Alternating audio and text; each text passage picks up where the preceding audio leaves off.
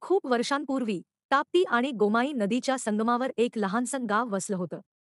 गावकरी साधं, भक्तिमय जीवन जगत होते.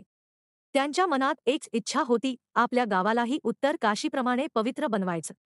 एके दिवशी गावात चर्चा झाली, देवाची आज्ञा आहे की या भूमीवर 108 शिवमंदिरे उभी राहिली पाहिजेत. पण हे काम फक्त 6 महिन्यांच्या अखंड रात्रीतच पूर्ण होऊ शकेल. गावकरी थोडे घाबरले. एवढी लांब रात्र त्यांनी कधीच पाहिली नव्हती. ते म्हणाले, अंधारात आपण जगू तरी कसे? पिकं, जनावरे, मुलं, सगळं कसं होईल? पण लगेच त्यांनी ठरवलं, देवाने सांगितलंय, तर आपण हे काम नक्की करायचं. एकत्र आलो, तर काहीही अशक्य नाही. मग सुरुवात झाली. कोणी दगड फोडू लागलं, कोणी विटा उचलू लागलं, कोणी गवंडी काम करू लागलं. स्त्रिया अन्न बनवत होत्या, मुलं पाणी आणत होती. संपूर्ण गाव श्रम, भक्ती आणि एकतेने झोकून दिलं. 6 महिन्यांच्या अखंड रात्रीत 107 मंदिरे पूर्ण झाली. पण शेवटचं 108वं मंदिर अपूर्ण राहिलं. तेवढ्यात रात्र संपली.